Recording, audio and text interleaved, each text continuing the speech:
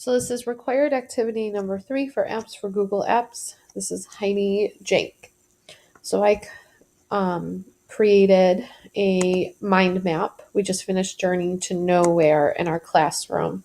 And it's a book about westward expansion for a family moving to the Genesee Country in New York. And this ties into our curriculum because we actually go to the Genesee Country Museum in Mumford next month. So the kids get to see this in person. So it makes a real life connection. We're currently on spring break. So I'm thinking when we get back to kind of wrap up our book and finish up the unit, I was thinking I might use this mind map as a nice little culminating activity. And I'm glad I had a chance to play with both of them because after going through both, I do like one better than the other from the user-friendly aspect because I do have some kids that need things to be very simple for them to be able to navigate through. I did prefer, I think it's pronounced Kaku. I did prefer that one. It seemed a little more student-friendly, just a little more simpler to use with the toolbar across the top and just moving and manipulating things around. I did like the Lucidachart because I felt like I could do a little bit more with it, and it gave me a much bigger template, I guess is the way to use it.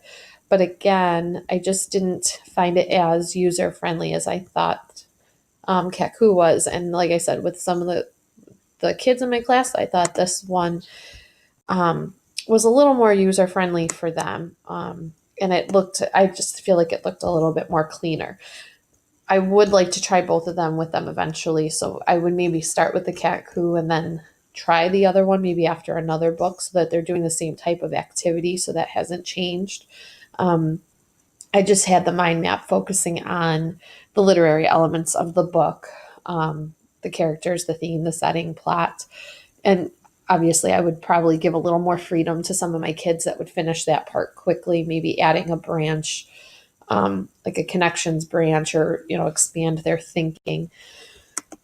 I think that I could also use this. We do a lot of social studies embedded into our ELA in my classroom. So the other way I feel as though I could use this is to bring this in to tie up. We use a studies weekly, so it's a weekly newspaper edition for our studies, social studies, and every 4 issues is considered a theme or a unit.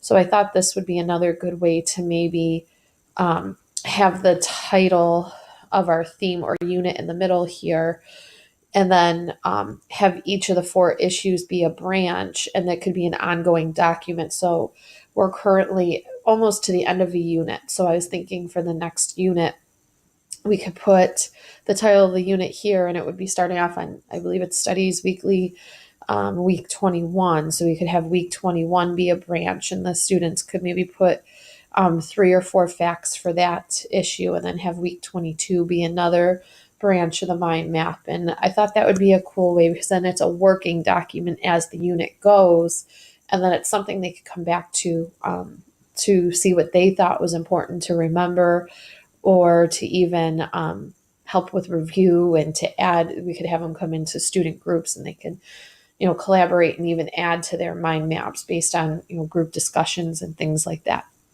I see lots of endless ways to use this, and I do want to explore more with it. I just did the basic user components with this. I have not used either of these before, but I really do enjoy them, and I think that with a little more practice, because I feel like I need to be able to be more comfortable with them before jumping in with the kids. But I really do see how this could be a lot of fun with the kids, and lots of applications. And another teacher in my building, she is currently one-to-one. She's one of the pilot Chromebook carts in our district, and her and I collaborate quite a bit with the technology piece of things. And she actually had her students use the Kaku, and they have their mind maps hanging out in the hall. So I'm definitely going to pick her brain when I get back to school just how she laid it out with the kids and how to, proceed with them. Because what I'm finding with a lot of the things I do with my kids in my class, we're not one to one, but we do use technology pretty much every day in our room. What I'm finding is my kids are becoming the teachers. They learn things quicker than I do. So this might even be something to just let them play with and explore and see what they find useful and hear what they didn't like and get their feedback on it as well. So, like I said, after using the two, I enjoyed both of them.